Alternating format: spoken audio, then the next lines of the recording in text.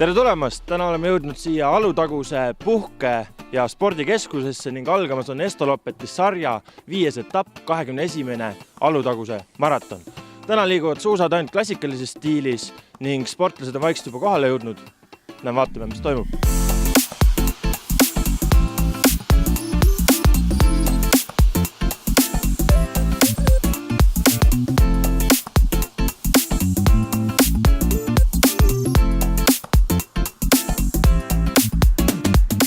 Eve, räägi meile, mis sind täna siia toob, kus sina üldse oma suusapisiku said? Oi, ma juba sain ikka koolis. Aga ma olen 10-kordne Tartu maratoni lõpetaja, aga Alutagusel esimest korda. Kuna meil Tallinna kandis väga lund ei ole praegu, siis mõtlesime, et teeme siin ühe sõidu ära. Mina olen täna lühikesele maale, abikaasa läheb pikale. Priit, räägi meile, kus sa oma suusapisiku oled saanud? Ma ei tea. Mingi haigus hakkas pihta, tahtsin kolleegile ära panna mingi 15 aastat tagasi ja siis kui ära panin, siis kolleeg loobus ja siis tuli lihtsalt üksi edasi panna, nii ta on olnud. Millal esimest korda suusad jalga said? Võis vast 3-4 olla. See on nagu kodumaraton või selles mõttes, et ma olen siin kõige rohkem osalenud Estolopeti sarjas. Ja. Esis ajas see hulka saada vähemalt. No mul on suusad ja sellised halva sortid. Ma mitukümmend aastat keldris või teinud, aga ikka suusatada saab. Toomas, mis sind üldse Alutaguse maratonil toob? Mina käin siin tihti suusatamas, et siin on väga head rajaolud, rada on alati väga hea ja mõnus selline vahelduv maastik. Kust jõuluvana tuleb üldse, mis ta Alutagusel toob? No eks kaugelt Tapimaalt ikka ja mis ikka, ilus ilm, rajad head, suusatame ikka. Detsember on läbi, kõik kingitused on kohale veetud, nüüd on meil siin veebruarikuu käes, et kas jõuluvana vabal ajal siis tegelebki suusatamisega kui ülejäänud talvel? No loomulikult kõhtu enam ees pole, et nii kui jõulud läbi said, kohe suusad alla ja nüüd edukalt ikka jõudsid sporti, et järgmine aasta ka kenasti tead, võib-olla järgmine aasta saaniga ei lähegi, et äkki viibki tead suuskadega võib-olla kingitused kohale. Aadressi püüdnud ühe lumejänese, kes on Urust välja tulnud talvel. Räägi meile, mis sind täna siia Alutagusele toob? Täna toob ikka see mõnus talveilm, Alutaguse maraton. Et tuleme positiivset emotsiooni saama. Annan ehk ise mõne ja see naeratus, mis sealt tagasi tuleb, annab mulle energiat, et usun, et saab tore olema. Räägi meile, mis on ühe maratonil osaleja kõige tähtsam iseloomu omadus? Mis sind lõpuni viib? Tahtejõud peamiselt, et kui ei jõua, siis ikkagi tahtejõud pealt peab finisisse. Ega see muud ei olegi. Tahtejõud peamiselt, kõik muu on teisejärguline.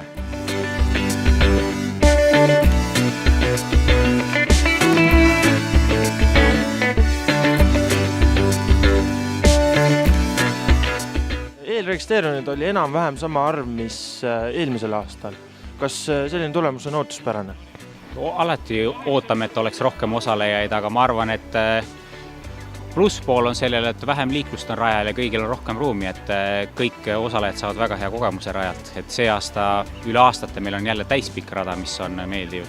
Raja koha pealt meil on see rada olnud kasutuses viimati 3 aastat tagasi, et rada on mitmes kohas natukene laiemaks läinud tänu metsaraietele, mis on toimunud, et rada on selline salakaval, et alguse esimene pool on väga lihtne, aga lõpus tulevad tõusud ja siis kellel on pidamismäärdega suhteliselt kehvasti, et nendel saab see lõpp päris raske olema.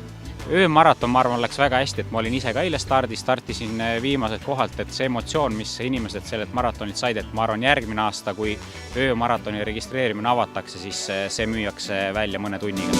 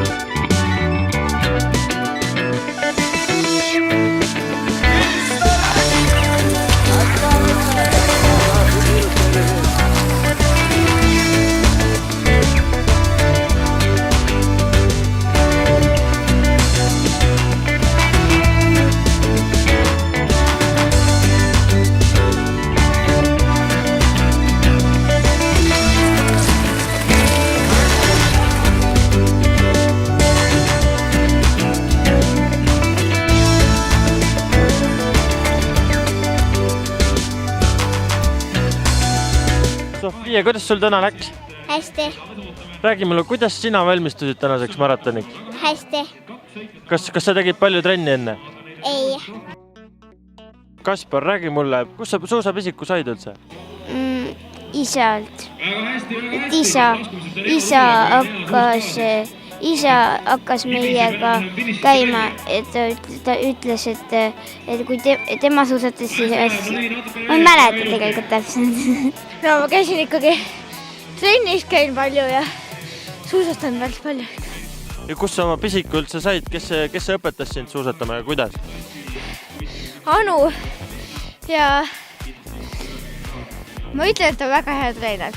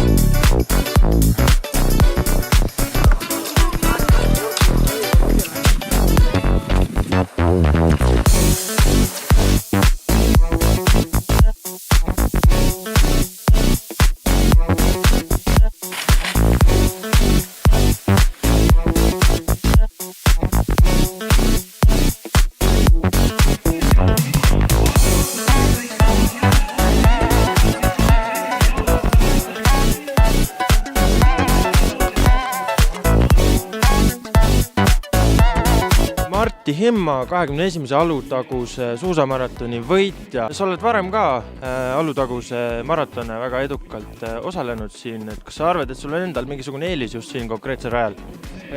Jah, mul on kõik need nurgatagused on selgelt teada ja rada on juba pähe kullunud, et kuigi ega siin erinevatel aastatel lumeolude tõttu on päris erinevate ringide peale on sõitnud, aga paistab, et mul on nii-öelda sobis see.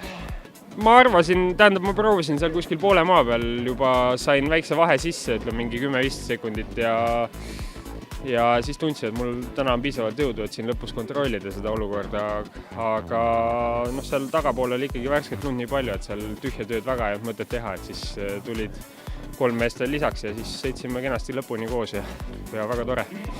Ma vaatan, et sul on ikkagi uisusuusad, et kus selline valik tuli?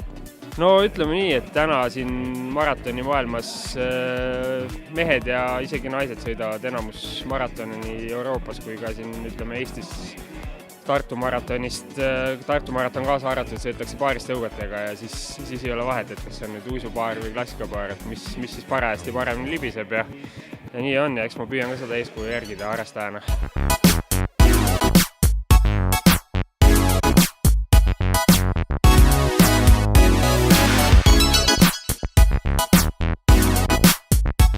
Palju õnne Aveli Uustalu Alutaguse maratoni võidu puhul. Tagant ka paistab kedagi tulevad. Kas tunnetasid täna üldse konkurentsi? Ei tunnetanud. Et teadsin, et täna võib võit päris lihtsalt tulla. Et teengi oma sõiduraja peal ja saab hea treenituse ja pingutus ka tuleb ja tuleb ka võit. Aga üleüldse suusahooajal sellel aastal, kuidas sul läinud on ja kas oled olnud eesmärgipärane? Eesmärk oli seatud tegelikult juunioride maailmameistrivõistlustel, kus tahtsin jõuda sprindis top 30 sisse. Siis sai mindud ka Soome MM-ile ja seal jäin sprindis 31-seks, ehk siis napilt välja 0,08 sekundiga. Et eesmärk ei saanud täidetud ja oli suht kahju, aga siis tulid ette maratonid, kus ma ei osanud mitte midagi mõelda, et okei, et lähen teen mingi pingutuse ja treening, kuna päris hea.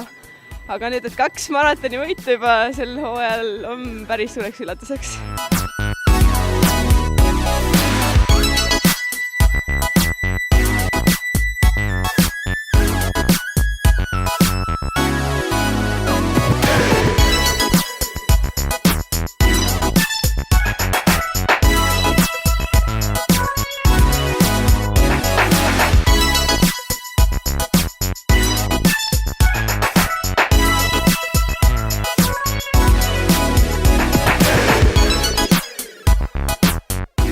päris hästi läks, Tartu maraton oli hea trenn Alutaguseks.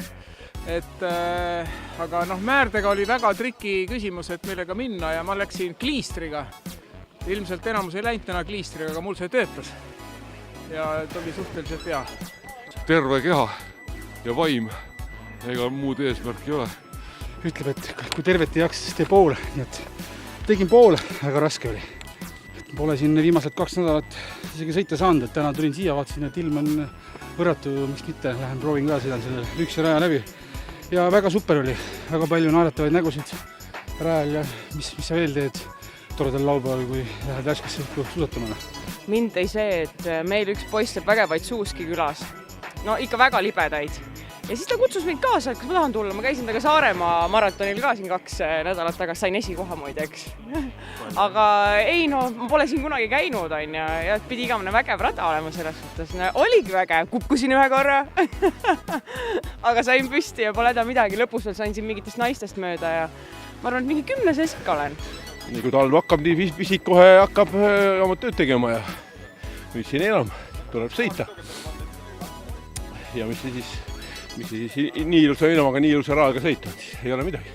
Kuna me eile sõitsin seda öösõitu ka, siis oli sealt juba kerge soe sees ja ma küll kartsin hullemat rajast, kuna hommikul tuli niisugust värsket lund peale ja ei pidavat üldse viisema, aga tegelikult oli täitsa okei. Pidamist oli seekord nagu kõvasti rohkem kui teeks Tartu maratonil. Tuli ka isiklik rekord kuskil 20 minutiga, nii et läks väga hästi. Trenni on ka tehtud ja väga rahul. Rada oli väga hea, ilm super, mida paremat tahta. Kes teist siis kõige parema aja sai? No, ma pidin jänes olema ja tempot tegema. Nii et Jänku oma hüppelise käänulise tehnikaga tegi kõigile tuule alla. Pidi kogu aeg, et tuli kasuks väiksed jänesaake teha vahepeal.